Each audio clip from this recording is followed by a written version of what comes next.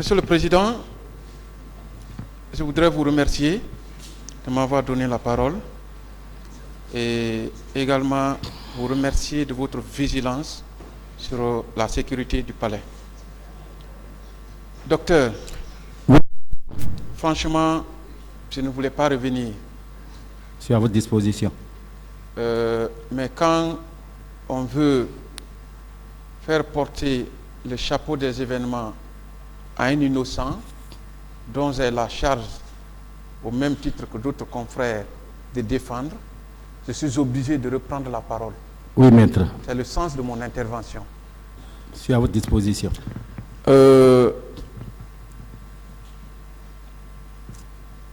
Je vous remercie de votre constance et de votre neutralité. Même si, docteur, on veut vous tirer la langue. Maintenant,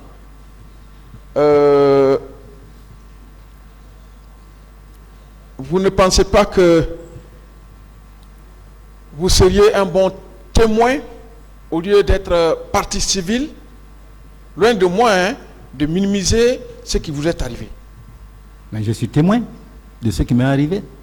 Justement, c'est cette distinction que certainement on ne vous a pas expliqué. Le témoin est différent d'une partie civile.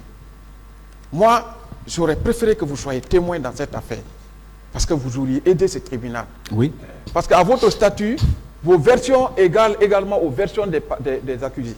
Les questions, maître, s'il vous plaît. Donc, c'était cette mise au point.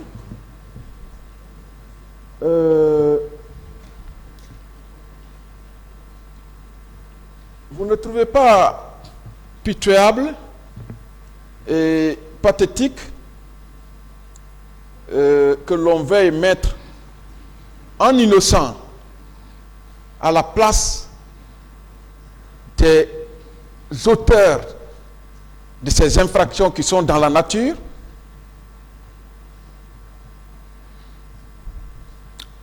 Je trouve lamentable qu'on ne cherche pas à honorer la mémoire de ces centaines de Guinéens qui sont morts, qui n'ont rien fait pour mourir. Qu'on ne cherche pas à savoir qui les ont tués et pourquoi on les a tués. Ouais. C'est ça que je trouve lamentable. Merci, docteur. Merci. Vous savez qu'à l'entame de ce procès, j'ai été le premier à demander le supplément d'information. D'accord, maître. C'était pour donner une possibilité à ce tribunal d'avoir les personnes qui seraient de près ou de loin impliquées dans les événements et qui ont été libérées après les événements. La question, s'il vous plaît. Vous ne savez pas que j'ai demandé le supplément d'information ici. D'accord, je vous l'informe. Est-ce que vous savez que avant le tir sur la personne du président, donc après juste les événements, des personnes avaient été arrêtées? Une autre question. Ce sont des questions qui viennent d'être posées par Maître Salif Béavogui tout de suite. D'accord, d'accord.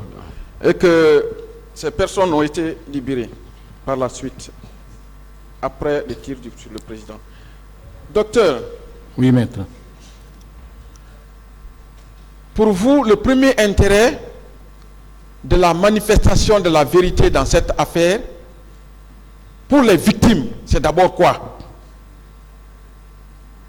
Le premier intérêt, oui, c'est qu'on sache quels sont ceux qui ont mis la main sur la gâchette. Merci. C'est le premier intérêt. Voilà. Quels sont ceux qui ont mis la main sur la gâchette pour abattre les gens? Merci, docteur. C'est le premier intérêt. Connaître votre criminel, votre agresseur, et si vous êtes en vie, vous le pardonnerez. Voilà. Donc, c'est d'abord la première, c'est d'abord une satisfaction morale, oui ou non? Évidemment, de savoir qui m'a fait Quand la victime découvre son bourreau, c'est d'abord moralement il est satisfait. La première des choses. Le reste, il peut pardonner, oui ou non? Même la victime, si il a la possibilité de pardonner ou de ne pas pardonner, oui ou non? Je viens. Si le criminel est devant la victime qui est en vie, il se repentit, la victime peut le pardonner. Oui. Il ne peut jamais oublier, mais il peut pardonner. Oui. Et c'est ce que nous voulons. Nous voulons savoir qui est, quels sont ceux qui ont tué et pourquoi ils l'ont fait. Quels sont ceux qui ont tué, on les pardonnera. Pourquoi ils ont fait, on cherchera à ce que ça ne se refasse plus.